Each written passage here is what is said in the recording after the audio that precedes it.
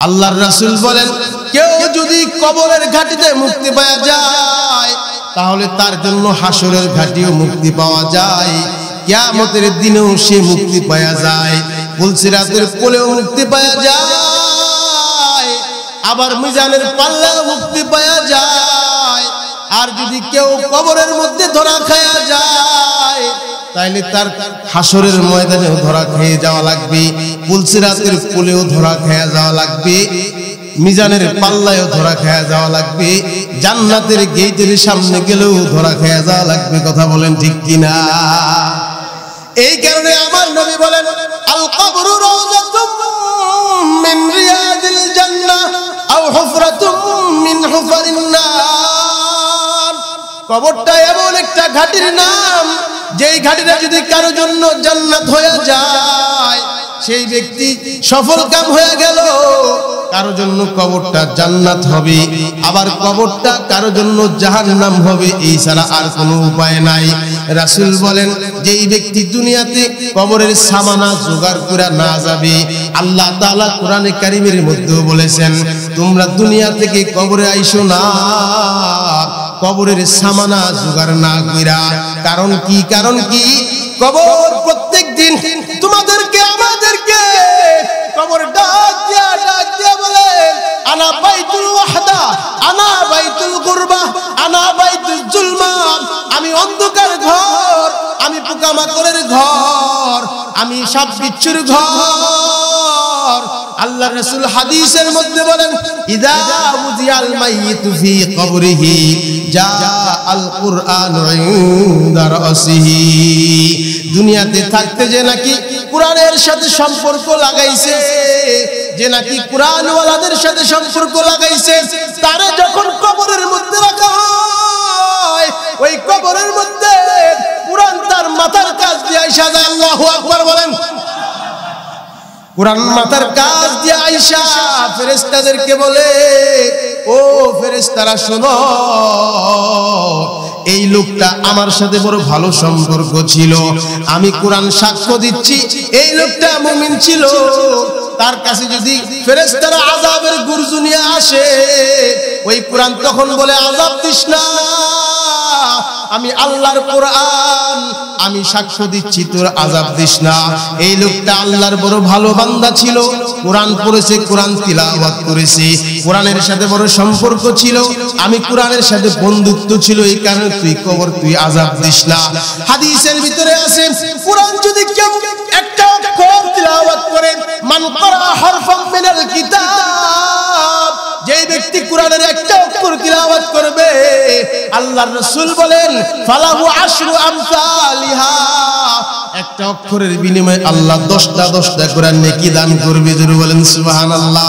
বলতে পারেন, হুজুর এখন তো বহুত মাদ্রাসা আছে, মসজিদ আছে, কোরআন শিখার ব্যবস্থা আছে, কোরআন শিখার লোকও আছে, হুজুরও আছে, কিন্তু আমরা যখন ছোট ছিলাম মসজিদ তেমন বেশি ছিল না, আলেম ওলামা বেশি ছিল না, এই কারণে আমরা তেমন কিছু শিখতে পারি নাই।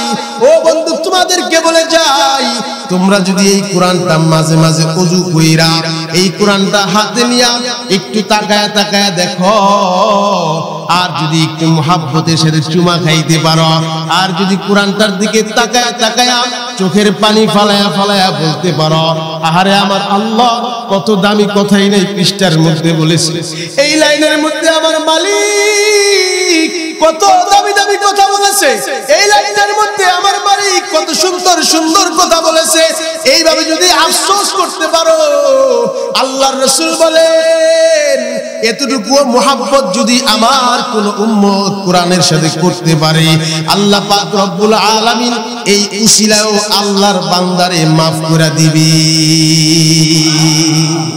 ই কালামে জিন্দা কুরআনে হাকীম, ই কালামে জিন্দা কুরআনে হাকীম, হিকমতে উলায়া জালাসদু কদির।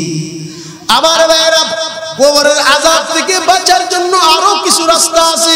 এর মধ্যে 1 নাম্বার রাস্তা, আল্লাহ ওয়ালাদের সাথে সম্পর্ক লাগানো। কাদের সাথে? কাদের সাথে? আল্লাহ ওয়ালা এই কথাটা আমরা সবাই শুনি, কিন্তু আল্লাহওয়ালা চিনতে ভুল করি। আল্লাহওয়ালা চিনতে জায়গা বিভিন্ন দরবারে যায়, যেখানে কোরআনের কোনো সম্পর্ক নাই, যেখানে হাদিসের সাথে কোনো সম্পর্ক নাই। ইসাবও গাঁজা টানে, মুরিদরাও গাঁজা টানে, মাজারে গিয়া নাচানাচি করে আসে না নাই? এরে মুসলমানের দল, अल्लाह के खुदा याद आती है जिनको देख कर वो नूर के पुतले, खुदा याद आती है जिनको देख कर वो नूर के पुतले, नबूवत की वरासत है यही है दिल रहमानी, यही है जिनके सोने को फजीलत है इबादत पर, इन्हीं की इत्तिका पर नाज करती है मुसलमानी, इन्हीं की इत्तिका पर नाज करती है मुसलमानी, इन्हीं की शान को ज़ीबा नबूवत की वरासत है, इन्हीं की शान को ज़ीबा नबूवत की वरासत है, इन्हीं की कामदीनी मरासिम की निगाहबानी, रहे दुनिया में लेकिन, रहे दुनिया में लेकिन बिल्कुल इस दुनिया से बेताल्लुक हो, फिरे दरिया में और हरगिज़ न कब्रों को लगे पानी, फिरे दरिया में और हरगिज़ न कब्रों को लगे पानी। अल्लाह वाला करो जाके देखले আল্লাহর কথা স্মরণ হয়, কথা বলেন ঠিক কিনা? खुदा याद आती है जिनको देख कर, যারা দেখলে আল্লাহর কথা স্মরণ হয়, যারা দেখলে আমার নবীর চেহারার কথা মনে হয়ে যায়, যার চেহারাটা নবীর চেহারার সাথে মিল, যার আদব আখলাক গুলা নবীর সাথে মিল, যার আমলটা সুন্নতের সাথে মিল, যার কথাবার্তা আল্লাহর নবীর সাথে মিল, যার কাছে কোরআনের ইলম আছে, যার কাছে হাদিসের ইলম আছে, যার কাছে গেলে টাকার ধান্দা করে না, যার কাছে গেলে আল্লাহ চিনে দেয়, দিলের মধ্যে যে আল্লাহর মারিফত আছে ওটা তোমার সিনার মধ্যে দিয়া দেয়। আহারে বন্ধু, এরকম আল্লাহওয়ালা আমাদের বাংলার জমিনে অভাব নাই। আজকে আপনার এই ময়দানে একজন বড় আল্লাহওয়ালা এখানে আসবে রে বাবা। ওই আল্লাহওয়ালার চেহারার দিকে যদি তুমি তাকাও আর যদি মনে মনে চিন্তা করো যে আমার নবী কতই না সুন্দর ছিল, এমন একজন আল্লাহওয়ালার চেহারা যদি এমন নূর চমকায়, তাহলে আমার নবীর চেহারাটা না কতই না সুন্দর ছিল। আল্লাহর নবী বলেন, ফাজলুল আলিমি আলাল আবিদি কাফাদলি আলা আদনাকুম, আমি নবী তোমাদের কাছে কেমন? সাহাবায়ে কেরাম আল্লাহর রাসূল বলেন, ও সাহাবারা, আমি নবীর মর্যাদা তোমাদের কাছে যেমন তোমাদের পরবর্তী উম্মতের কাছে ওই উম্মতের উলামাদের মর্যাদা তেমন। এই কারণে আমার বন্ধুরা, একজন আল্লাহওয়ালাকে যদি তুমি বন্ধু বানাও আর ওই আল্লাহওয়ালার কবরের পাশে যদি তুমি তোমার কবর বানাও, ওই আল্লাহওয়ালার কবরে আল্লাহর পক্ষ থেকে রহমত আসবে, আর ওই রহমতের একটা ফোঁটা তোমার কবরেও আসবে। জোরে বলেন সুবহানাল্লাহ। কবরের পাশে কবর বানানো লাগবে না, শুধু আল্লাহওয়ালার সাথে মুহাব্বত রাখলেই হবে। আল্লাহ পাক কোরআনে কারীমের মধ্যে বলেন, আলা ইন্না আউলিয়া আল্লাহ লা খাউফুন আলাইহিম ওয়ালা হুম ইয়াহজানুন। আউলিয়ায়ে কেরাম যারা, তাদের দুনিয়াতেও চিন্তা নাই, আখিরাতেও চিন্তা নাই। সুতরাং আউলিয়াদের সাথে যারা সম্পর্ক লাগাইবে তাদেরও দুনিয়াতে চিন্তা নাই, কবরেও চিন্তা নাই, হাসরেও চিন্তা নাই, পুলসিরাতেও চিন্তা নাই, জান্নাতে দাখিল হবে। কথা বলেন ঠিক না বেঠিক? আমার ভাইরা ভালো করে খেয়াল করে শুনুন, কবর এমন একটা ভয়ঙ্কর জগৎ যেখানে তোমাকে বাঁচাইবার মতো কেউ নাই।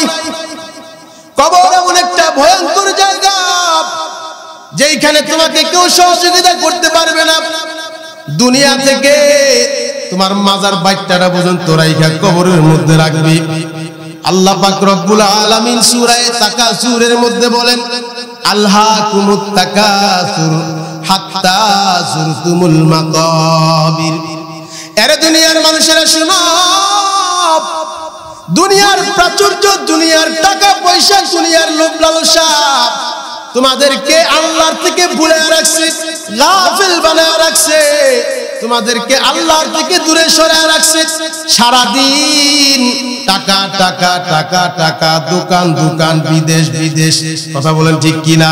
সারাদিন শুধু মাল আর মাল, মাল আর মাল। এই মালের প্রাচুর্যতা তোমাদেরকে আল্লাহ থেকে দূরে সরায় রাখছে। হাত্তা জুরতুমুল মাকাবির, আল্লাহ বলেন এই পর্যন্ত যে মাল মাল করতে করতে তোমরা কবরে চলে আসো, ওই কবরের সামান নিয়ে তুমি কবরে আসলা না। ও বন্ধুরা আমার, আল্লাহ ওয়ালাদের সোহবত লাগায় যদি কবরে যাইতে পারো, কবরে তোমার আযাব হবে না। এমন কি আল্লাহ ওয়ালাদের কবরস্থানেও যদি কারো কবর হয়, তার কবরেও আযাব হবে না। আল্লাহর রাসূলের রওজার পাশে একটা কবর আছে, জান্নাতুল বাকি। উলামায়ে কেরাম বলেন পৃথিবীর বুকে সবচেয়ে দামি কবরের নাম জান্নাতুল বাকি। ওই কবরে আযাব হওয়ার কোনো সম্ভাবনা নাই, কারণ হলো ওই কবরের পাশে রাসূলের কবর। সুবহানাল্লাহ বলেন না? রাসূলের কবরের পাশের কবরে কি আযাব হইতে পারেনি? ফেরেশতাদের ওই সাহস আসেনি? কথা বলেন আছে? আরেকটা কবরস্থান আছে জান্নাতুল মুআল্লা, যেই কবরের ভিতরে সাহাবায়ে কিরামের কবর আছে, যেই কবরস্থানের ভিতরে আল্লাহর নবীর প্রথম বিবি, আল্লাহর নবীর জীবনের প্রথম সহযোগিতাকারী, জীবনের প্রথম মুসলমান, যিনি প্রথম কালেমা পড়েছিলেন, হযরত খাদিজাতুল কুবরা রাদিয়াল্লাহু তাআলা আনহা, তার কবরটা জান্নাতুল মুআল্লার ভিতরে। আল্লাহর নবীর বিবি খাদিজাতুল কুবরা রাদিয়াল্লাহু তাআলা আনহা দুনিয়া থেকে বিদায়ের আগে আল্লাহর রাসূলের কাছে একদিন চোখের পানি ফেলে ফেলে বলতেছেন, ও আমার প্রাণের স্বামী, ও আল্লাহর নবী, আমি তো বড় ভয় পাইতেছি, আমি তো বড় কষ্টের ভিতরে আছি, দুঃখের ভিতরে আছি। কি জন্য কান্দেন, কি জন্য কষ্ট করেন? আল্লাহর নবী জিজ্ঞাসা করার পরে খাদিজাতুল কুবরা বলেন, আমার তো মনে হয় দুনিয়ার হায়াত শেষ হয়ে যায়, আমার তো মনে হয় কবরের জগৎ সামনে এসে গেছে। নবী আমার, আমি তো কবরের জন্য কোনো প্রস্তুতি গ্রহণ করতে পারি নাই, আমার তো কবরের কোনো প্রস্তুতি নাই, আমি তো কবরের মধ্যে বড় ভয়ঙ্কর অবস্থার আশঙ্কা করি। ও আমার প্রাণের স্বামী, আমার কবরের জন্য বড় ভয় হয়, আমার কবরে কি অবস্থা হবে, কি অবস্থা হবে, এই চিন্তায় আমি পেরেশান। নবী আমার, আপনার কাছে আমি একটু দরখাস্ত করি, ও নবীজি, আমাকে যখন আপনি কবরে রাখবেন, কবরে রাখার আগে আপনার একটা জামা আমার কাফনের কাপড় পরাইয়া দিবেন। আমাকে কবরে রাখার পরে আমার কবরে কিছুক্ষণ বসে থাকবেন, ফেরেশতারা যদি আইসা আমারে প্রশ্ন করে, আমি প্রশ্নের জবাব দিতে পারবো না, আমি তো প্রশ্নের জবাবের কোনো প্রস্তুতি নিতে পারি নাই। ফেরেশতারা যদি কোনো আযাব দিতে আসে গো, ও নবীজি, আপনি আমার কবরের পাশে বইসা আমার আল্লাহর কাছে দোয়া করবেন, আল্লাহ যাতে আমার কবরের মধ্যে কোনো আযাব না দেয়। আল্লাহর রাসূল বললেন, খাদিজাতুল কুবরা, আপনি চিন্তা কইরেন না, আপনি জমিনের প্রথম মুসলমান। কিয়ামত পর্যন্ত যত মুসলমান জমিনে আসবে, প্রত্যেকটা মুসলমানের আমল থেকে আপনার আমল নামায় আমল যাবে। জোরে বলেন ঠিক কিনা? ও খাদিজাতুল কুবরা, আপনার কোনো চিন্তা নেই, আপনি কবরে কোনো ভয় পাবেন না। আমি কথা দিলাম, আপনার ঈমান, আপনার আমল, এই দুইটা জিনিস আপনার সাথে আছে। কবরে এই দুইটা জিনিসই দেখবে, ঈমান কার ভালো, আমল কার ভালো, এই দুইটা জিনিস দেখবে। এই দুইটা জিনিসের বাইরে কোনো জিনিস দেখবে না। আল্লাহর রাসূল এই কথা বলার পরে খাদিজাতুল কুবরা রাদিয়াল্লাহু তাআলা আনহার ইন্তেকাল হয়ে গেল। খাদিজাতুল কুবরাকে কবরের মধ্যে রাখার পরে আল্লাহর কাছে দোয়া করছে, রব্বুল আলামিন, আমার খাদিজার কবরে কোনো আযাব দিয়েন না। আল্লাহ তাআলা আল্লাহ রাসূলকে সান্ত্বনা দিয়ে বলেছেন, রাসূল আমার, আপনি চিন্তা করিয়েন না, আমি কবরের ভিতরে ঈমান আর আমল দেখব। খাদিজাতুল কুবরা ঈমান আমল নিয়ে কবরে আসছে, তার কবরে কোনো ভয় নাই। যে নাকি মুমিন হইয়া কবরে যাবে, কবরে যাওয়ার সাথে সাথে যখন কবরের মধ্যে রাখা হবে, ওই কবরে মুমিনকে রাখার পরে ফেরেশতারা, দুইজন ফেরেশতা আসবে, আদানে মালাকান, ফায়ুজলিসানিহি মৃত ব্যক্তিকে বসাইবে ফায়াকুলু মার রাব্বুকা ইয়া আব্দুল্লাহ ও আল্লাহর বান্দা তোমার রব কে ছিল আল্লাহর বান্দা বলবেন রব্বি আল্লাহ আল্লাহর বান্দাকে জিজ্ঞাসা করা হবে ও আল্লাহর বান্দা তোমার দিন কি ছিল ওমা দিনুকা তোমার দিন কি ছিল আল্লাহর বান্দা বলবেন দিনিয়াল ইসলাম আল্লাহর বান্দাকে জিজ্ঞাসা করা হবে ওমা রাসূলুকা ওমান হাযার রাসূল ওমান হাযার রাসূলুল্লাযী বুইসা ফীকুম তোমাদের কাছে যে একজন ব্যক্তি সম্পর্কে তোমার কোনো চিনা জানা আসেনি আল্লাহর বান্দা ডেকে ডেকে বলবেন ও রব্বুল আলামিন ইনি আমাদের নবী পয়গম্বর সরকারে দু জাহান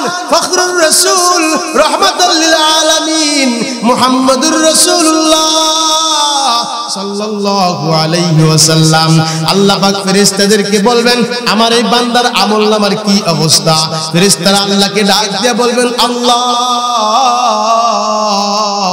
এই বান্দার আমলনামার মধ্যে নেকি বেশি গুনাহ কম আল্লাহ বলবেন আমার বান্দার আমলনামাটা ইল্লিগিনের মধ্যে রেখে আসো আর আমার বান্দার রূহটাকে তার কবরের মধ্যে ফিরায়া দাও আর আমার বান্দার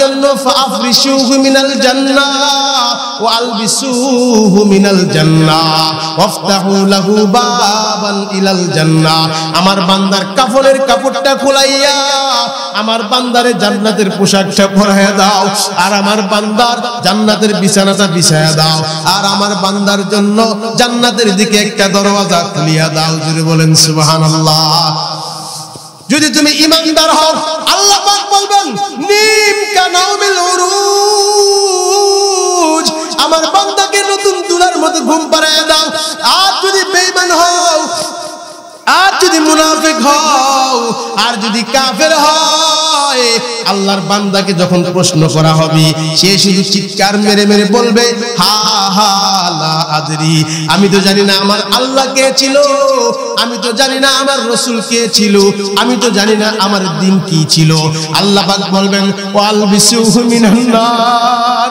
ওয়াফতাহু লাহু বাবান ইলান নার ওয়া আফরিশুহু মিনান নার আমার বান্দার জন্য কাফনের কাপড়টা খোলায়া জাহান্নামের একটা আগুনের পোশাক আইনা পরাইয়া দে আর আমার বান্দাকে আগুনের একটা বিছানা বিছাইয়া দে আর আমার বান্দার জন্য জাহান্নামের থেকে একটা রাস্তা খুলিয়া দে আল্লাহর বান্দাকে বলা হবে তুমি জোহরের নামাজ পড়ো নাই এই কারণে জোহর থেকে নিয়ে আসর পর্যন্ত পিটানি আসরের নামাজ না পড়ার কারণে আসর থেকে নিয়ে মাগরিব পর্যন্ত পিটানি মাগরিবের নামাজ না পড়ার কারণে ইশা পর্যন্ত পিটাইবে এশারের নামাজ না পড়ার কারণে ফজরের নামাজ পর্যন্ত পিটাইবে ফজরের নামাজ না পড়ার কারণে জোহরের নামাজ পর্যন্ত পিটাইতে থাকবে দুইজন ফেরেশতা দিবে একটা হলো চোখে দেখবে না আর একটা হলো কানে শুনবে না কোনো দয়া থাকবে না এমন পিটান পিটাবে এমন পিটান পিটাবে পিটাইতে পিটাইতে পিটাইতে পিটাইতে কিয়ামতের দিন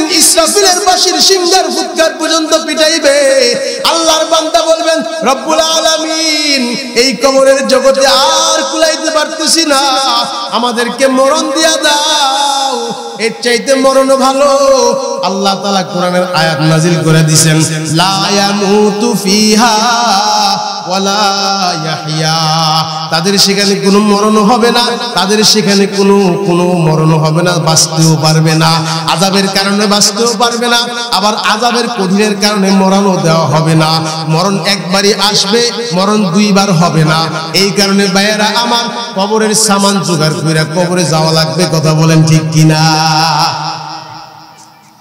আমার নবীর দিলের ভিতরে উম্মতের জন্য ফিকির ছিল উম্মতকে কবর থেকে বাঁচানোর জন্য নবীজি কত কথা বইলা গেছেন এমন কি আমার নবী সব সময় ফিকিরে থাকতেন কার কবরের আযাব বন্ধ করা যায় শুধু মুমিন নয় কাফেরের কবরে মুনাফিকের কবরের আযাব maaf করার জন্য নবীজি মেহনত করেছেন আমার নবীর দিলের মধ্যে এত দয়া উম্মতের জন্য এত দয়া এত মায়া আল্লাহ তাআলা নবীজি একদিন সিজদার মধ্যে গিয়ে আল্লাহর কাছে কাঁদতেছে আল্লাহকে বলতেছে আল্লাহ আমার উম্মতের কি উপায় হবে আমার উম্মত কবরের মধ্যে কেমনে থাকবে? কারণ তুমি তো আমাকে কবরের আযাব সরাসরি দেখাইছো, কবরে কেমনে কেমনে আযাব দেওয়া হবে, কবরের ভয়ঙ্কর আযাব সম্পর্কে আল্লাহ নবী বলতে গিয়ে চোখের পানি ছাইরা বলছেন, আল্লাহ তাআলা কবরের মধ্যে এত কঠিন আযাব দিবে, দুই দিকের মাটি এমন চাপা দিবে, কবরের দুই দিকের মাটির চাপার কারণে এক পাশের পাজরের হাড় আরেক পাশের পাজরের হাড়ের সাথে এইভাবে মিলা যাবে। আল্লাহ রাসূল বলেন, কবরের আযাব সহ্য করতে না পাইরা আমার বান্দা এমন চিৎকার দিবে, যেই চিৎকারের আওয়াজ দুনিয়ার মানুষেরা সারা সব প্রাণী পশু পাখিরা শুনে, গরুতে শুনে, কুকুরে শুনে, সমস্ত পশু পাখিরা শুনে, আবার তারাও চিৎকার করে কবরের ভয়ঙ্কর আযাব শুনিয়া। আল্লাহর রাসূল সিজদায় পড়িয়া আল্লাহর কাছে কাঁদতেছে, আল্লাহ আমার উম্মতের কি উপায় হবে? কবরের জগৎ তো বড় ভয়ঙ্কর।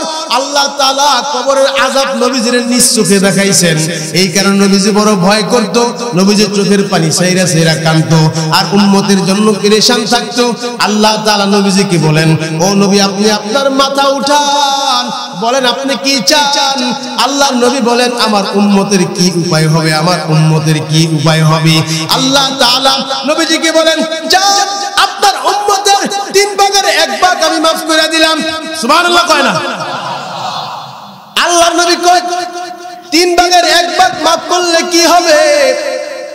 আল্লাহ গো আরো তো 2 ভাগ বাকি রয়ে যায়, কথা বলেন ঠিক কিনা? আরো 2 ভাগ বাকি রয়ে যায়। আল্লাহ আমার এই 2 ভাগ উম্মতের কি হবে? আল্লাহ বলেন, আপনি বলেন আপনি কি চান? আল্লাহ রাসূল বলেন, আমি চাই আমার যতটা উম্মত কালেমা পড়নেওয়ালা আছে সমস্ত উম্মতকে আপনি কবরের আযাব থেকে maaf করিয়া দিবেন। আল্লাহ তাআলা রাসূলকে অভয় বাণী দিয়ে দিলেন, ও আমার হাবিব আপনি চিন্তা করেন না, যার অন্তরের ভিতরে কলবের ভিতরে যাররা পরিমাণ ঈমান নিয়ে যদি কেউ কবরে যাইতে পারে আমি আল্লাহ তাকেও maaf করে দিব। শুধুই মুমিনের জন্য দোয়া করছে এমন না, আল্লাহ নবী মুনাফিকের জন্য কবরের আযাবের জন্য দোয়া করছে, কিন্তু মুনাফিক হওয়ার কারণে আল্লাহ নবীর দোয়া কবুল হয় নাই। মুনাফিকের জন্য নবী কাঁদছে, কিন্তু আল্লাহ তাআলা সূরা মুনাফিকুন নাজিল করে বলে দিয়েছে, নবী আমার যারা আপনাকে সারা জীবন কষ্ট দিয়েছে আপনি তাদের জন্য দোয়া করেন না। এর মধ্যে একজন ছিল আব্দুল্লাহ ইবনে উবাই ইবনে সুলুল। বলেন কি নাম? কি নাম? আব্দুল্লাহ ইবনে উবাই ইবনে সুলুল, কুখ্যাত মুনাফিক, ভয়ঙ্কর মুনাফিক, এমন বড় মুনাফিক মুসলমানের সাথে গিয়া কয় তোমাদের সাথে আছি, কাফেরদের সাথে গিয়া কয় একলগে তো মজা করছি, তগলগেই আছি। এই আব্দুল্লাহ ইবনে উবাই ইবনে সুলুল কত বড় ভয়ঙ্কর মুনাফিক! আল্লাহ রাসূলের একজন বিবি ছিলেন হযরত আম্মা জান আয়েশা রাদিয়াল্লাহু তাআলা আনহা। এক যুদ্ধের ভিতরে আম্মা জান আয়েশা রাদিয়াল্লাহু তাআলা আনহা ওই যুদ্ধের মধ্যে নবীজির সাথে গিয়েছিলেন। ওই যুদ্ধে নবীজি আগে আগে চলে আসছেন, আম্মা জান উটের হাওদার মধ্যে বসা ছিলেন। আম্মা জানকে রাইখা সবাই মনে করছে উটের হাওদার মধ্যে আম্মা জান বসা আছে, কিন্তু যখন চলে আসছে আম্মা জান জরুরত ছাড়ার জন্য একটু দূরে গেছিল, আম্মা জান উটের হাওদার মধ্যে ছিল না। সবাই যখন দূরে চলে আসছে আম্মা জান আয়েশা দেখেন আমাকে চাইরেই সবাই চলে গেছে। ওই জায়গায় আল্লাহর নবীর আরেকজন সাহাবী আবু সুফিয়ান রাদিয়াল্লাহু তাআলা আনহু, আবু সাহবান রাদিয়াল্লাহু তাআলা আনহু, তিনি ওইখানে উপস্থিত ছিলেন। তাকে রাইখা গেছিল কোনো মাল সামানা পরিত্যক্ত আছে কিনা এইটা দেখার জন্য, কিন্তু তিনি মাল সামানা না পায়া সেখানে আম্মা জান আয়েশা রাদিয়াল্লাহু তাআলা আনহাকে পাইছেন। আম্মা জানকে সসম্মানে তার নিজের উটের মধ্যে আম্মা জানকে বসাইয়া ওই রশিটা ধইরা টাইনা টাইনা সামনের দিকে গেছেন। এই দিক দিয়া আব্দুল্লাহ ইবনে উবাই ইবনে সুলুল মুনাফিক সে এলাকার মধ্যে ঘটনা রটায় দিছে যে আম্মা জান আয়েশার সাথে ওই যেই সাহাবীকে ময়দানের মধ্যে রেখে আসছিল তার সাথে একটা কুকর্ম, নাউজুবিল্লাহ, তার সাথে একটা দুর্ঘটনা ঘটাইছে, এরকম একটা অপবাদ সে দিয়া ফালাইছে। ঘটনা লম্বা, বলতে গেলে অনেক সময় লাগবে, আরো অনেক বড় বড় বক্তারা আছে, আসবেন।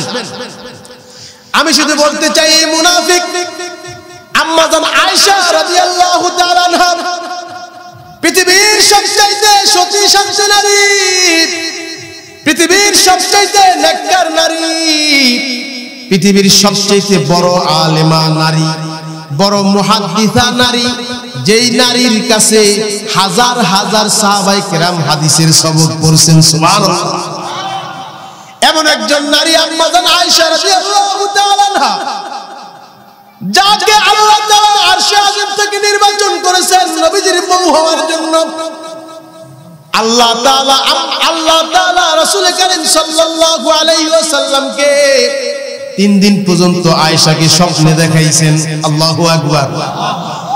এরপরে একটা ছবি পাঠায় দিয়েছে জিবরাইলের মাধ্যমে রেশমের রুমাল বেচাইয়া। জিবরাইল আয়েশা আল্লাহর নবীকে বলে, ও নবীজি, আপনি এই যে একটা ছবি দিলাম, এই ছবিটার মেয়েটাকে আপনি বিবাহ করবেন। জোরে বলেন সুবহানাল্লাহ। আবু বকরকে যখন প্রস্তাব দেওয়া হয়েছে, আবু বকর হলো আম্মাজান আয়েশার বাবা। কি? আম্মাজান আয়েশার বাবাকে যখন প্রস্তাব দেওয়া হয়েছে, আবু বকর রাদিয়াল্লাহু তাআলা আনহা মনে মনে এই কথাটা আগে থেকেই চিন্তা করতেছে, যদি আমার একটা মেয়েকে আমি আল্লাহর রাসূলের সাথে বিবাহ দিতে পারতাম, তাইলে আমার জীবনটা ধন্য হয়ে যাইত। আল্লাহ আবু বকরের মনের আশাও পুরা করছেন, নবীর মনের আশাও পুরা করছেন, স্বপ্নও পুরা করছেন। যাকে আল্লাহর নবী আম্মাজান আয়েশার ব্যাপারে বলেছেন, পৃথিবীর যত নারী নেককার নারী আছে, সমস্ত নেককার নারীর মধ্যে শ্রেষ্ঠ নেককার হলেন আয়েশা। এর যুবকের দল, আম্মাজান আয়েশা তো সেই নারী, যেই নারীর ঘরের ভিতরে রাসূলের রওজা মুবারক। সুবহানাল্লাহ। রাসূল যেইখানে শুয়ে আছে ওই জায়গাটাকে বলা হয়েছে রওজাতুম মিন রিয়াজিল জান্নাহ। জান্নাতের একটা টুকরা, জান্নাতের মাটি। আমার নবীকে অন্য কোনো মাটি দিয়া বানায় নাই, আল্লাহ আমার নবীকে বানাইছেন জান্নাতের মাটি দিয়া। কথা বলেন ঠিক কিনা? আবার কোরআনের একটা আয়াত আছে, মিনহা খলাকনাকুম ওয়া ফিহা নুঈদুকুম ওয়া মিনহা নুখরিজুকুম তারাতান উখরা। যেই মাটি দিয়া তোমাকে বানাইছে ওই মাটিতেই তোমাকে ফিরে যেতে হবে। বুঝা গেল আম্মাজান আয়েশার যে ঘর, এখন রাসূলের রওজা যেই জায়গায় আছে, ওই জায়গাটায় রাসূলের ওই মাটি দিয়াই আমার রাসূলকে আল্লাহ বানাইছে। যার জায়গার মাটির কত দাম, জান্নাতের মাটি, ওই মাটি দিয়ে রাসূলকে বানাইছে, আবার ওই মাটিতেই রাসূলের কবর হয়েছে। আর ওই ঘরটার মালিক ছিল কে? আম্মাজান আয়েশা রাদিয়াল্লাহু তাআলা আনহা। এত বড় জলিলুল কদর সাহাবিয়া আম্মাজান আয়েশা রাদিয়াল্লাহু তাআলা আনহা, তার ব্যাপারে এত বড় অপবাদ দিছে এই আব্দুল্লাহ ইবনে উবাই ইবনে সুলুল। কিন্তু দিলে কি হবে? রাসূলের দিলটা ছিল উম্মতের জন্য পাগল করা। রাসূল চাইতেন আমার একটা উম্মত যাতে জাহান্নামের আগুনে না জ্বলে। জোরে বলেন সুবহানাল্লাহ। আমার যুবক ভাইরা, বুড়া বাবারা শুনো, আল্লাহ রাসূল সাল্লাল্লাহু আলাইহি ওয়াসাল্লামের বড় দুশমন আব্দুল্লাহ ইবনে উবাই ইবনে সুলুল। এই আব্দুল্লাহ ইবনে উবাই ইবনে সুলুল মওতের আগে তার একজন সন্তান ছিলেন সাহাবী। আব্দুল্লাহর বেটার নামও আব্দুল্লাহ, অর্থাৎ আব্দুল্লাহ ইবনে উবাই ইবনে সুলুল। আব্দুল্লাহর বেটার নাম কি? সেটার নামও আব্দুল্লাহ, বাপের নামও আব্দুল্লাহ, পোলার নামও কি? আব্দুল্লাহ। বাপ হলো মুনাফিক, পোলা হলো পাক্কা মুমিন। আল্লাহর নবী প্রিয় সাহাবী। নিজের সন্তানকে আব্দুল্লাহ ডাক, নিজের সন্তান আব্দুল্লাহকে আব্দুল্লাহ ইবনে উবাই ইবনে সুলুল মুনাফিকের সন্তান ডাক দিয়া কয়, এ আমার সন্তান, আমার তো মনে হয় মরণের সময় এসে গেছে, আমি তো মনে হয় বেশি দিন বাঁচবো না, কিন্তু আমার কবরের বড় ভয়ঙ্কর জায়গা আমি জানি। কবর যে বড় কঠিন জায়গা, কবরের যে ভয়ঙ্কর আযাব, এটা আমি সহ্য করতে পারবো না। মুনাফিক হইয়া কবর বিশ্বাস করত, মুনাফিক হইয়া কবরের জগৎ সম্পর্কে বিশ্বাস করত। কিন্তু বর্তমান যুগের মুমিন, বহুত মুমিন আছে কবরকে বিশ্বাস করে না। বহুত মুমিন আছে কবরে যে আযাব হবে এই কথাটা তাদের দিলের মধ্যে নাই, মুখে মুখে বলে। আর মুসলমানের ঘরের এমনও নাস্তিক আছে যেই নাস্তিকটা কবরের জগতেই বিশ্বাস করে না। তো পাইলাম খালে দিলাম গালে, পাপ পুণ্য নাই পরকালে। কথা বলেন আছে না নাই?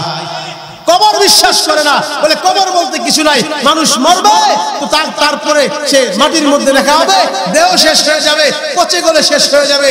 না, কবরের জগৎ আছে না নাই? বিশ্বাস হয়। এমন একটা যুগে আমরা আসছি যে যুগে কোরআনের শিক্ষা কোন কোন জায়গায় না থাকার কারণে মুসলমানের ঘরের সন্তান বাবাকে গোসল করানোর নিয়ম জানে না, বাবাকে কবরে রাখার নিয়ম জানে না, বাবাকে যে কবরে রাখতে হয় এমনও জানে না। গত বছর একটা ঘটনা শুনছিলাম, আমাদের সুলতান ওয়াইদিন আল্লামা খালেদ সাইফুল্লাহ আইয়ুবী দামাত বারাকাতুহুল আলিয়া ঘটনাটা বলছিলেন। ঢাকার শহরে একজন লোক মারা গেছে। ওই লোকটার একটা সন্তান জার্মানে থাকে, ইউরোপ আমেরিকা জার্মানে থাকে। কোন দেশে থাকে? জার্মানে থাকে। এখন লোকটা মারা গেছে, মারা যাওয়ার পরে জানাজাও হয়ে গেছে। এখন পোলারে আইতে আইতে 5 দিন লাগবে ভিসা টিকিট শেষ কইরা। এতদিন পর্যন্ত ফ্রিজের মধ্যে রাখিয়া দিছে লাশ। পোলায় বাংলাদেশে আসছে, জানাজার নামাজও পড়ছে, আবার কবরের মধ্যে রাখার জন্য ভাও হইছে। এই সময় ওই পোলার একটা সন্তান, অর্থাৎ যে মারা গেছে তার নাতি তার বাবার সাথে আসছে বাংলাদেশে।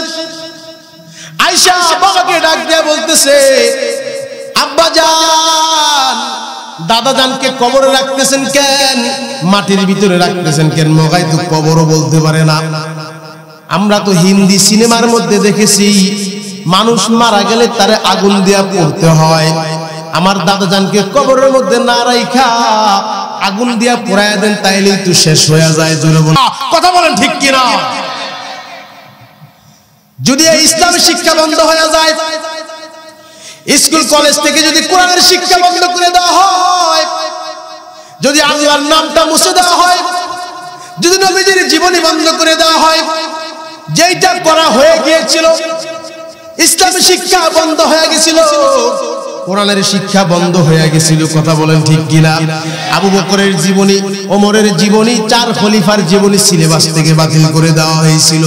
যার কারণে ওই বাংলাদেশে আস্তে আস্তে নাস্তিকতার আস্ফালন কিন্তু বাড়তে ছিল। নাস্তিকরা বড় ফুলে ফেপে উঠেছিল। আল্লাহ বলেন, এই বাংলার জমিন নিয়ে পাক জমিন হায়, এটা হলো পবিত্র জমিন। এটা আমাদের পিসা বুজুর্গ বলেন, ওলিয়া উলিয়াদের ঘাঁটি, পীর মাশায়েখের ঘাঁটি, কোরআনের ঘাঁটি, মাহফিলের ঘাঁটি। এই বাংলার জমিনে ইসলাম বন্ধ করার ক্ষমতা কোন মায়ের সন্তানের নাই। কথা বলেন ঠিক কিনা? যারা ইসলাম বন্ধ করতে আসবে তারাই বন্ধ হয়ে যাবে, তারাই দুর্বৃত্ত হয়ে যাবে। ইসলাম টিকে থাকবে, কারণ একজন কবি বলেছেন, নূরে হক শামে ইলাহি কো বুঝা सकता है कौन, नूर हक शम्ए इलाही को बुझा सकता है कौन, जिसका है हामी खुदा उसको मिटा सकता है कौन, जिसका है हामी खुदा उसको मिटा सकता है कौन। ए अब्दुल्लाह इब्ने उबाय इब्ने सुलूल মুনাফিকের সন্তান নিজের সন্তানকে ডাক দিয়ে বলতেছে, এ আমার সন্তান, আমার মরণের সময় হয়ে গেছে মনে হয়, কিন্তু আমার কবর জগৎটা বড় ভয়ঙ্কর মনে হয়। আমি মুনাফিক হতে পারি, কিন্তু কবর আমার বিশ্বাস আছে। এই কথা বলে ঠিক না বেঠিক? কবরে যাইতে হবে কি হবে না? মুনাফিকেরও যে কবর আছে, মুমিনেরও কবর আছে, মুসলমানের কবর আছে। যারা আগুন দিয়ে পুরাইতেছে যেদিনে, এদিনও কবর আছে। যেদিনে পানিতে ভাসায় দিচ্ছে তাদেরও কবর আছে। আবার কোন কোন দেশে মানুষ মরে গেলে কাটটা ভাগযোগ করে রাইন্দা খায়া হালায় জঙ্গলের ভিতরে, এমনও আছে। তাদেরও আলমে বরজক আছে। বলেন আছে না নাই? মুনাফিকের সর্দার আব্দুল্লাহ ইবনে উবাই ইবনে সুলুল নিজের সন্তান আব্দুল্লাহকে ডাক দিয়ে বলতেছে, আমার কবর নিয়ে বড় ভয় হয়, তোমাকে একটা নসিহত করি, আমি যখন মারা যাব তুমি তোমার নবী মুহাম্মদুর রাসূলুল্লাহর কাছে যাইবা, আল্লাহর নবীরে গিয়া বলবা, নবী আমার আব্বার জানাজাটা আপনি পড়ান। সুবহানাল্লাহ কয় না?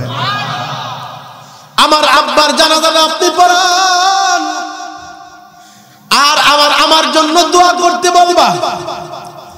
সন্তান পিতাকে ডাক দিয়া কয়, আব্বা জান, আপনি যেই পরিমাণ আকাম কুকাম করছেন, নবীজির সাথে যেই পরিমাণ দুশমনি করছেন, একজন কাফেরের লিডার এত পরিমাণ দুশমনি করে নাই। আপনি যেই আকাম করছেন, আবু জাহেলও এত বড় আকাম করে নাই, উতবাও এত বড় আকাম করে নাই। কিন্তু আপনি যে এত বড় আকাম করেছেন, নবীজিকে দুশমন বানাইছেন, আমি এখন কোন মুখ নিয়া আপনার জন্য নবীজির কাছে সুপারিশ করব? আর যদি আমি সুপারিশ করিও, তারপরেও তো নবীজি আপনার ব্যাপারে সুপারিশকে কবুল করবে না, আপনার জানাজা করবে না, আপনার কবরের মধ্যে দাফন করবে না। আব্দুল্লাহ ইবনে উবাই ইবনে সুলুল এই মুনাফিকের বাচ্চা কি কয় জানেননি? নবীজির ব্যাপারে কি ধারণা? নিজের সন্তানকে ডাক দিয়া বলে, এ আব্দুল্লাহ, তুমি তোমার মুহাম্মদকে যেই পরিমাণে চিনো, আমি তার চাইতে অনেক বেশি চিনি। আল্লাহু আকবার বলেন। তুমি মুহাম্মদকে যেই পরিমাণে চিনো, আমি তার চাইতে অনেক বেশি চিনি। আমার বিশ্বাস, তুমি যদি খালি একবার গিয়া বলতে পারো তোমার আব্বাই তার কাছে এই সুপারিশ করার জন্য বলছেন, তুমি দেখবা যে মুহাম্মদ সাল্লাল্লাহু আলাইহি ওয়াসাল্লাম আমার জানাজা পড়াবেন, আমারে কবরের মধ্যেও রাখবেন। জোরে বলেন সুবহানাল্লাহ। একজন মুনাফিকের দিলে নবীজির ব্যাপারে কত বড় ধারণা, কত বড় আশা, সারা জীবন দুশমনি করছে। সেও জানে যে আমি যত বড় দুশমনি হই, নবী মুহাম্মদ এমন একজন ব্যক্তি যার দুশমনি যত বড়, তার জন্য নবী মুহাম্মদের মায়া তত বেশি। জোরে বলেন সুবহানাল্লাহ। আমি যত বড় দুশমন নবীর হই না কেন, আমার জন্য তত বেশি মায়া। তুমি বইলা দেই সুবহানাল্লাহ। এই মুনাফিকের সর্দার আব্দুল্লাহ ইবনে উবাই ইবনে সুলুলের ইন্তেকাল হয়ে গেল। আব্দুল্লাহ ইবনে উবাই ইবনে সুলুলের সন্তান আব্দুল্লাহ মুনাফিকের সর্দারের ছেলে, কিন্তু বড় মুমিন। আল্লাহর নবীর কাছে গিয়ে বলতেছে, আল্লাহর নবী গো, আমার আব্বা তো মারা গেছে, মুনাফিকের সর্দার, কিন্তু আমার আব্বা মারা যাওয়ার আগে একটা ওসিয়ত করে গেছে, আপনি তার জানাজার নামাজটা পড়াবেন আর তাকে কবরের মধ্যে রাখবেন। আল্লাহর নবী চোখের পানি ফালাইয়া আব্দুল্লাহকে ডাক দিয়ে বলে, আব্দুল্লাহ, যা তুই কাফনের কাপড় রেডি কর, জানাজা রেডি কর, আমি তার জানাজার নামাজ পড়ব, আমি তার জানাজায় হাজির হব। আল্লাহর নবী জানাজা পড়ার জন্য রওনা হইছেন। আবু বকর ডান দিক থেকে আয়েশা ডান হাতে ধরছে, আর ওমর আয়েশা বাম দিক থেকে বাম হাতের মধ্যে ধরছে। আল্লাহর নবীরে ডাক দিয়া কয়, কার জানাজার নামাজ পড়তে যাইতেছেন? আল্লাহর নবী, সারা জীবন আপনার সাথে দুশমনি করছে, আপনাকে কষ্ট দিছে, আপনার সাথে বেঈমানি করেছে, বিভিন্ন যুদ্ধের সময় সে আমাদের তথ্য নিয়ে কাফেরদের কাছে বলিয়া দিছে। এত বড় একজন মুনাফিক, যিনি সিদ্দিকা বিনতে সিদ্দিক আম্মা জান আয়েশা রাদিয়াল্লাহু তাআলা আনহার ব্যাপারে অপবাদ লাগাইছি, আপনি তার জানাজার নামাজ পড়তে যান কেন? আল্লাহর নবী চোখের পানি ফালায়া বলতেছে, সে একজন মুমিন কালেমা পড়নেওয়ালা, তার হৃদয়ে কি আছে এটা সে আল্লাহর সাথে বুঝবে, আমার সাথে সেটার সম্পর্ক নাই, কিন্তু বাহ্যিক দৃষ্টিতে সে একজন কালেমা পড়নেওয়ালা, সে একজন কালেমা পড়নেওয়ালা। আমি আমার একজন কালেমা পড়নেওয়ালা উম্মতের জানাজার নামাজ পড়বো না তো কার নামাজ পড়বো? আমি চাই আমার এই উম্মতটা সেও জাহান্নামের আযাব থেকে বাঁচা যাক, আমার এই মুনাফিক উম্মত সে কবরের আযাব থেকে বাঁচা যাক। আল্লাহর নবী ওই জানাজার নামাজের মধ্যে গিয়া শুধুই জানাজার নামাজ পড়াইছে তা নয়, নিজের জুব্বাটা কইলা এই আব্দুল্লাহ ইবনে উবাই ইবনে সুলুলের কাপড়ের মধ্যে পরায়া দিছে। এরপরে আব্দুল্লাহ ইবনে উবাই ইবনে সুলুলকে কবরের মধ্যে রাখছে। ওই কবরের মধ্যে নিজের হাতে রাইখা এইখান তো হয় নাই, আল্লাহর নবী নিজের মুখের একটু লালা আব্দুল্লাহ ইবনে উবাই ইবনে সুলুলের মুখের মধ্যে লাগায়া দিছে। কারণ আব্দুল্লাহ ইবনে উবাই ইবনে সুলুলের মুখের মধ্যে যদি আল্লাহর নবীর মুখের লালা থাকে, তাইলে ফেরেশতারা তাকে শাস্তি দিতে ভয় পাবে, শাস্তি দিতে আযাব দিতে ভয় পাবে। আবার আল্লাহর কাছে দোয়া করতেছে, রব্বুল আলামিন, আমি আমার উম্মত আব্দুল্লাহ ইবনে উবাই ইবনে সুলুলের জন্য তোমার কাছে দোয়া করতেছি। আল্লাহ তাআলা সাথে সাথে কোরআনের আয়াত নাযিল করে দিয়েছে, ইদা জাআকাল মুনাফিকুন ক্বালু নাশহাদু ইন্নাকা লারাসূলুল্লাহ। আল্লাহ তাআলা কোরআনের আয়াত নাযিল করে দিয়ে নবীজিকে বলতেছেন, ও নবী আমার, আপনাকে আমি আজকে থেকে সাবধান করে দিচ্ছি, আর কোন মুনাফিকের ব্যাপারে সুপারিশ করবেন না। কারণ মুনাফিক ভয়ঙ্কর, জাহান্নামের তলদেশে মুনাফিকের ঠিকানা হবে। মুনাফিকের ঠিকানা হবে জাহান্নামের সবচেয়ে নিকৃষ্ট স্থানে। ওই মুনাফিকের ব্যাপারে আর কোন মুনাফিক মরলে আপনি সুপারিশ করবেন না। আমি সবার সুপারিশ মানব, যে আপনাকে এত কষ্ট দিছে তার ব্যাপারে আমি সুপারিশ মানব না। আপনি আর কোন মুনাফিকের ব্যাপারে সুপারিশ করেন না। কিন্তু বুঝাইতে চাইলাম, শুধু নবীর সুপারিশ পাইলেই কাম হবে না, শুধু আলেমের সুপারিশ পাইলেই কাম হবে না, শুধু কোন বড় আলেমকে দোয়া করাইলেই কাম হবে না। সারা জীবন আল্লাহর পথে, কোরআনের পথে আলেমের সাথে থাকতে হবে। কথা বলেন ঠিক কিনা? এই ঘটনাটা বড় একটা প্রমাণ। একদিকে নবীজির মহব্বতের যেমন প্রমাণ হয়েছে, আরেকদিকে তোমার আমার জন্য বড় শিক্ষা, যে শুধু মুমিন কালেমা পড়লেই হবে না, সারা জীবন তোমাকে নবীর যে দেখানো পথ, যে ইসলামের পথ, কোরআনের পথ, সেই পথে চললে তাইলে তুমি নবীর সুপারিশে কাজ হবে। আর যদি সেই পথে তুমি না চলো, তাইলে সুপারিশ যতই করুক কাজ হবে। বলেন কাজ হবে? এই কারণে শেষ কথা বলে যাই, কবরের আযাব আগেই বলেছি বড় ভয়ঙ্কর। কবর বড় ভয়ঙ্কর জায়গা।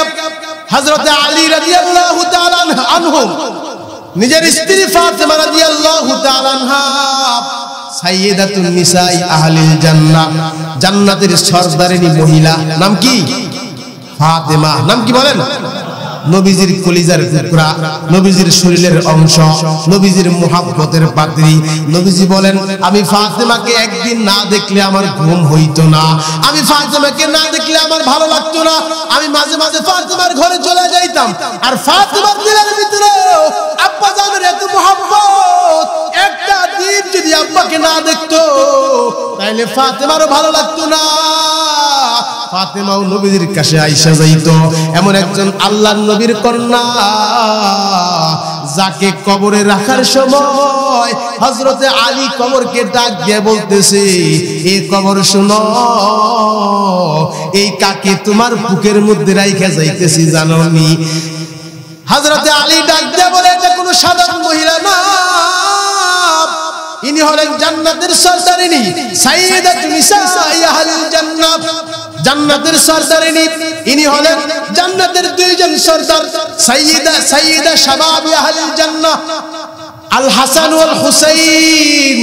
হাসান আর হুসাইনের মা ইনি সাইয়্যিদা, জান্নাতের সরদারিনী।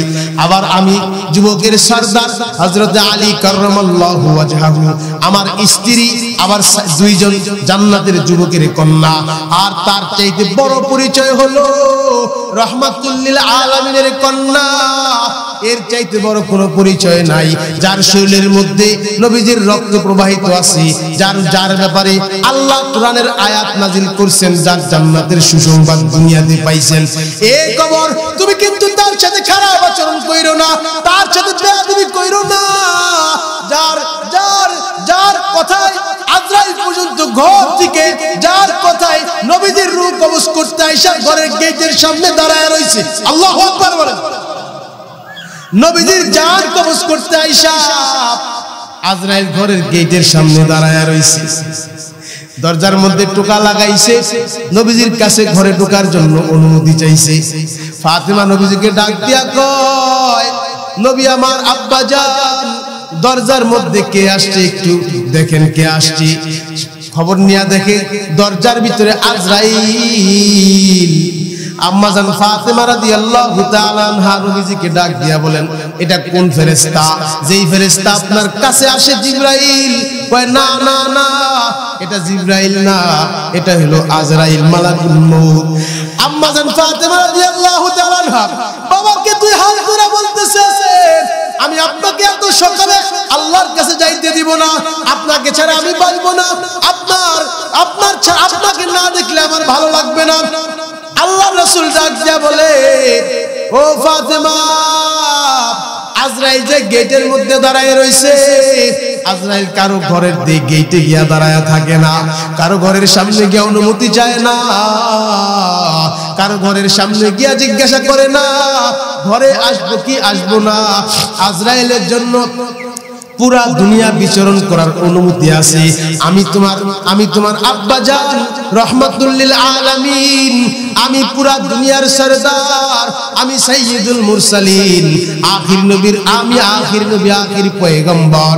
আমার সম্মানার্থে আজরাইল আইসা মালাকুল মউত গেটের সামনে দাঁড়ায় রইছে। সুবহানাল্লাহ। মালাকুল মউতকে অনুমতি দেওয়া হইল। মালাকুল মউত আয়েশা রাদিয়াল্লাহু বলতেছে, ও আল্লাহর হাবিব, আপনার জন্য আল্লাহ দুইটা প্রস্তাব পাঠাইছে। সুবহানাল্লাহ বলেন। এক নাম্বার প্রস্তাব, আপনি যদি চান আপনাকে কিয়ামত পর্যন্ত আল্লাহ হায়াত বাড়ায় দিবেন। সুবহানাল্লাহ। দুই নাম্বার প্রস্তাব, আপনার জন্য আল্লাহ সাক্ষাতের অপেক্ষায় বসে আছেন। আল্লাহু আকবার। শাফিঈ রোজে জাযা ওয়া গাফতিবে আম্বিয়া, শাফিঈ রোজে জাযা ওয়া গাফতিবে আম্বিয়া, সাহেবে জিল্লে সাহেবে হাউজে লওয়াজিল্লে খুদা রোজে আতীত, সাহেবে হাউজে লওয়াজিল্লে খুদা রোজে আতীত। আদম বসফে মাহশরে দুররিয়ত আদম বসফে মাশরে যুররিয়ত আদম, দর জিল্লে লওয়ায়াত के इमामी ओ अमीरी, दर जिल्ले लवायत के इमामी ओ अमीरी। দুনিয়ার সরদার, আখিরাতের সরদার সাইয়্যিদুল মুরসালিন আজরাইল যখন দুইটা প্রস্তাব রাখলেন, আল্লাহর রাসূল বলেন যে প্রথম যেই প্রস্তাব দিছো, কিয়ামতের আগে কিয়ামত পর্যন্ত আমাকে হায়াত দিবা, কিন্তু আগে বলো কিয়ামতের হায়াত দিলেও কি কিয়ামতের পরে কি আমার কিয়ামতের সময় কি আমার মরণ হবে কি হবে না? আমাকে কি কিয়ামত পর্যন্ত যে হায়াত দেওয়া হয়েছে, এটা কি কিয়ামতের আগে কি আমার তাহলে মরণ হবে না? আজরাইল ডাক দিয়ে বলে, কুল্লু নাফসি যায়িকাতুল মাউত। আল্লাহু আকবার। ও নবী আমার, আপনাকে কিয়ামত পর্যন্ত হায়াত দেওয়া হবে, কিন্তু মরণের স্বাদ আস্বাদন করা লাগবে। আপনাকেও মরতে হবে, আমাকেও মরতে হবে, দুনিয়ার সমস্ত মাখলুকাতকে মরতে হবে। শুধুমাত্র একজন আছে, লা মুহিয়া ইল্লাল্লাহ ওয়ালা মুমিতা ইল্লাল্লাহ। আল্লাহ শুধু একজন আছে, যার কোনো মরণ নাই, যার কোনো শুরু নাই, যার কোনো শেষও নাই, যিনি আগেও ছিলেন, এখনো আছেন, ভবিষ্যতেও থাকবেন। কথা বলেন ঠিক কিনা? এই আজরাইল পর্যন্ত দরজায় দাঁড়ায় রইছে এমন একজন কলিজার টুকরা সাইয়্যিদাতুন নিসা ফাতিমাতুজ জাহরা রাদিয়াল্লাহু তাআলা আনহা, যার কত শান, কত মান, কত ইজ্জত, যার কারণে কত হুকুম হাকাম আসছে। ওই ফাতিমাকে যখন কবরে রাখে, আলী কত কথা বলতেছে, এ কবর, তুমি কিন্তু তার সাথে বেয়াদবি করিও না, তুমি কিন্তু তাকে কঠিন শাস্তি দিও না, এরকম অনুনয় বিনয় করতেছে। কবর ডাক দিয়া বলে, ও আলী শোনো, আনা বাইতুল ওয়াহদা, আনা বাইতুল জুলমাত, আনা বাইতুল কুরবা। আমি অন্ধকার ঘর, আমি পোকামাকড়ের ঘর, আমি সাপশিচ্ছুর ঘর, আমি অন্ধকারের ঘর, একাকিত্বের ঘর। আমার এখানে আসার আগে পোকামাকড় সব পরিষ্কার করে আসতে হবে। কথা বলেন ঠিক না বেঠিক? আমার এখানে আসার আগে কবরের সঙ্গী নিয়ে আসতে হবে। আমার এইখানে আসার আগে ভালো বিছানা নিয়ে আসতে হবে।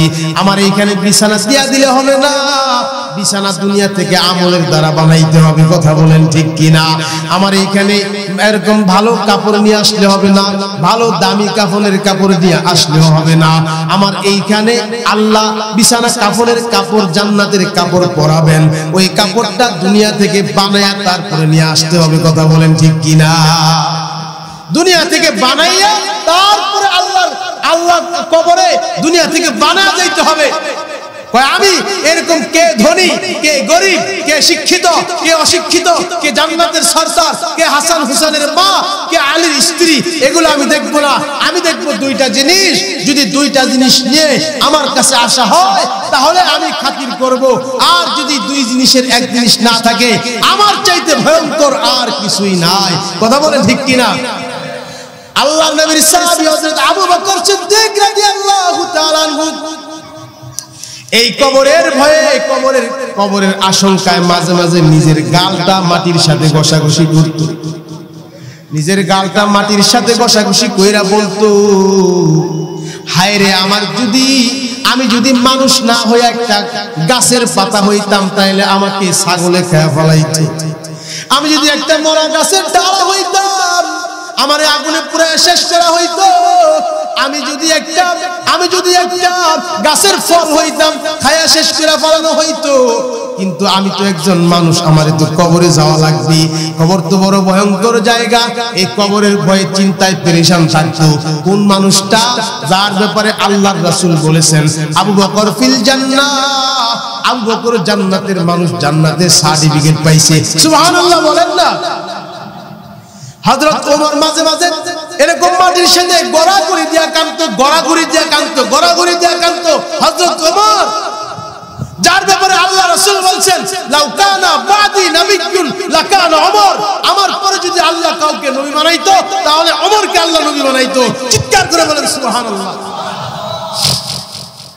যার ব্যাপারে আল্লাহ নবী বলেছেন, কোরআনের ভিতরে আল্লাহ তাআলা যার উসিলায় 25টা আয়াত নাযিল করেছেন। কয়টা আয়াত? 25টা আয়াত নাযিল করেছেন।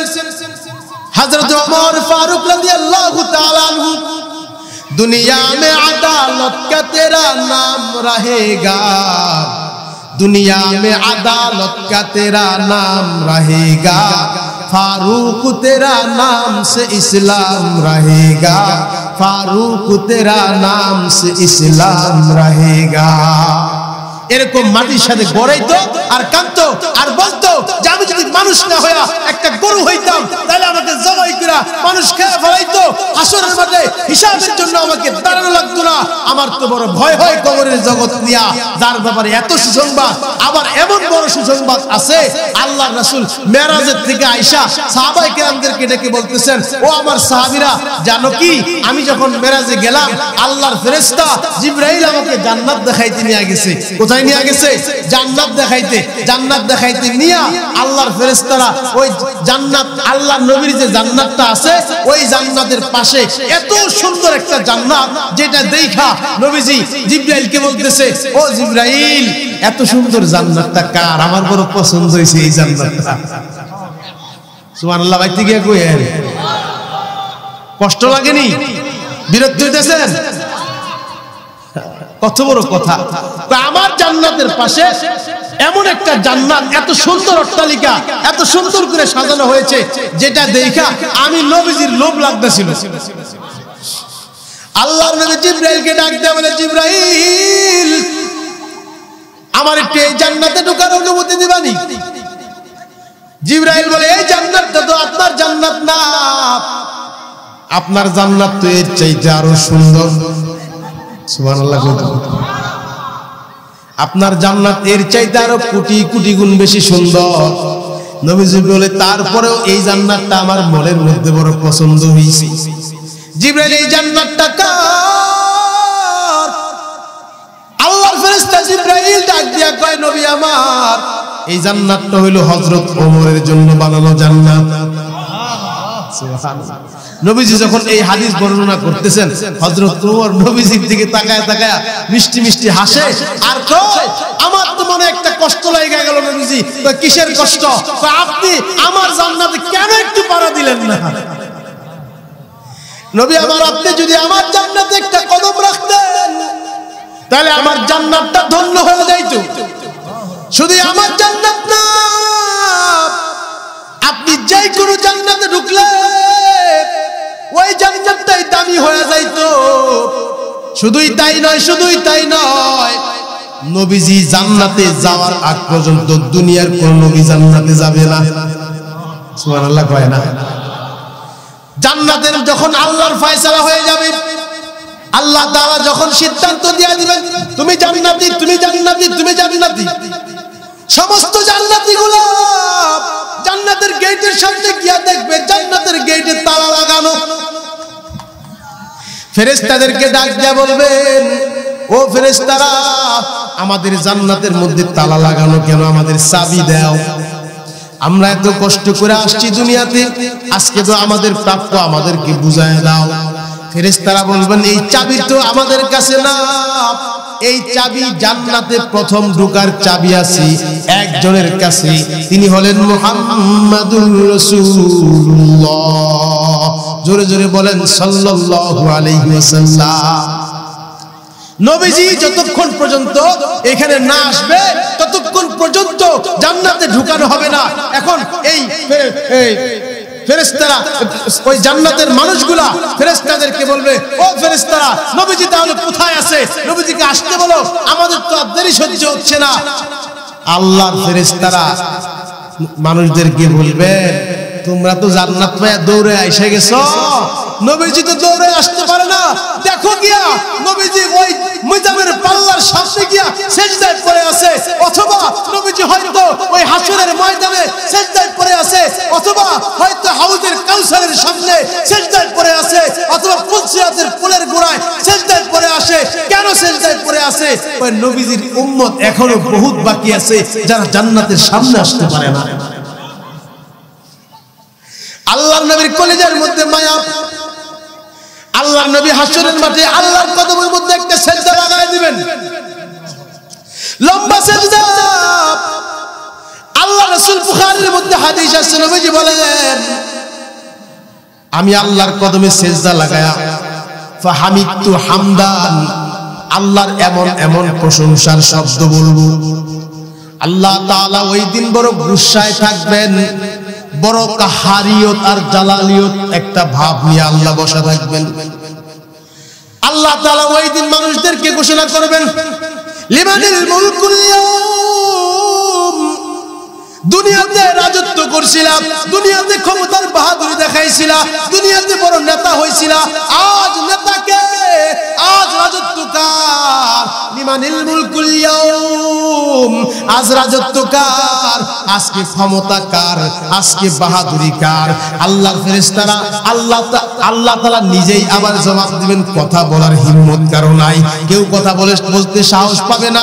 আল্লাহ নিজেই বলবেন, লিল্লাহিল ওয়াহিদিল কাহ্হার, আজকে রাজত্ব, জালালিয়ত, মহা ক্ষমতাধর, মহা শক্তিধর, মহা ক্ষমতাধর আল্লাহর রাজত্ব। আল্লাহ ছাড়া আজ কারো কোনো রাজত্ব নাই, আজ কারো কোনো নেতাগিরি নাই, আজ কারো কোনো ক্ষমতা নাই। চিৎকার করে বলেন আল্লাহু আকবার। আল্লাহ খুব কঠোর রূপ ধারণ করবেন, কেউ কথা বলতে সাহস পাবে না, কেউ সামনে আগাইতে সাহস পাবে না, কেউ কোনো ভয়ের মধ্যে, মানুষ এমন একটা কঠিন অবস্থা হবে, ভয়ে ভীত বহবল হয়ে যাবে, কেউ কথা বলতে সাহস পাবে না, বিচারের কাজও শুরু হবে না। নবীজি সিজদায় পড়ে যাবে, সুবহানাল্লাহ। নবীজি বলেন, আমি আল্লাহর এমন এমন প্রশংসা করতে থাকবো, আর ওই প্রশংসার বাণীগুলা ইতিপূর্বে আমি কোনোদিনও করি নাই, আর ওই প্রশংসার বাণীগুলা আমার আল্লাহই আমার দিলে ঢালবেন। সুবহানাল্লাহ কয় না? এদিক দিয়া নিজে খুব গরম হয়ে রয়েছে, আরেক দিক দিয়া নবীজির অন্তরে প্রেমের শব্দ ঢুকাই দিতেছে। কেন? আল্লাহরও তো বান্দা, যারা নবীর উম্মত, তারা কার বান্দা? আল্লাহ চায় তার বান্দাদেরকে মাফ করার লাইগা, ঠিক না ঠিক? এদিক দিয়ে ক্ষমতা, এদিক দিয়ে কাহার, কিন্তু নবীজির অন্তরে আবার ওদিক দিয়া প্রেমের শব্দ ঢুকাই দিছে। আমি আল্লাহর এমন এমন প্রেমের শব্দ বলবো, আল্লাহ আমার প্রেমের শব্দ শুই না আমাকে বলবেন, ইয়া মুহাম্মদ ইরফা রাসাক, নবী আমার, ও হাবিব আমার, মাথাটা উঠান, কেন কাঁদতেছেন? কি আপনার কথা, কি আপনার পরামর্শ, কি আপনার সুপারিশ, কি আপনার আলোচনা? সাল তুতা ওয়া শাফি তুশাফা। আমার কাছে আজকে চান, কি চাইবেন চান, আমি আপনাকে সেটাই দান করে দিব।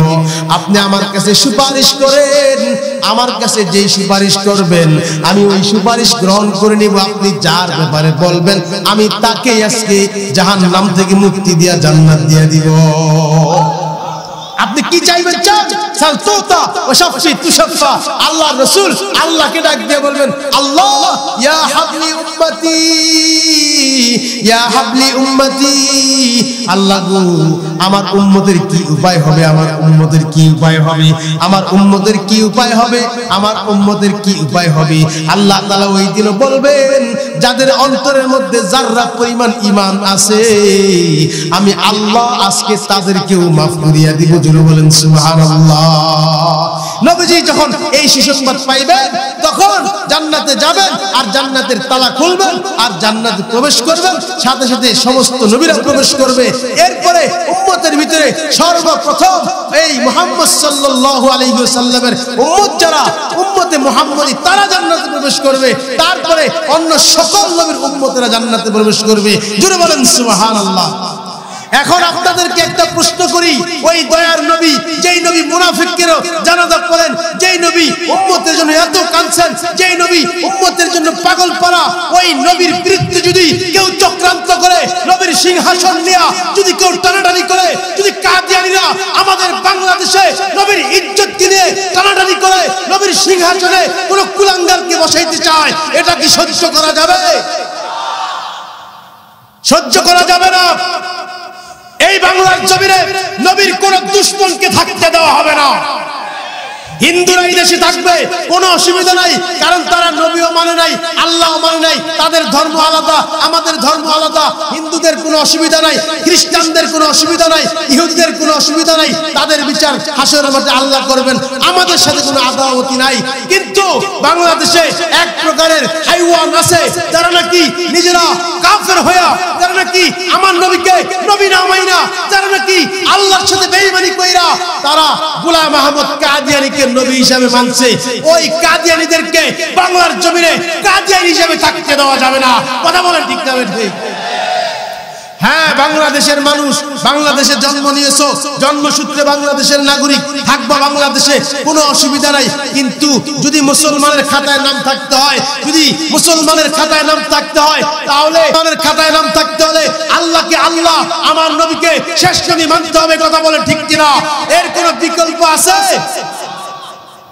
যদি কেউ বলে নবীজিকে শেষ নবী মানি না, মানি হলো গোলাম আহমদ কাদিয়ানীকে, তাকে কি বাংলাদেশে থাকতে দেওয়া যায়?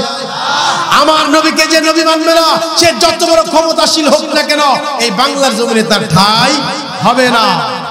এখন তারা কয় আমরা তো মুসলমান, আমরা তো কালেমা পড়ি, আমরা তো আমাকে নবী মুহাম্মদকে মানি, এই কথা এখন বলে সূরারা।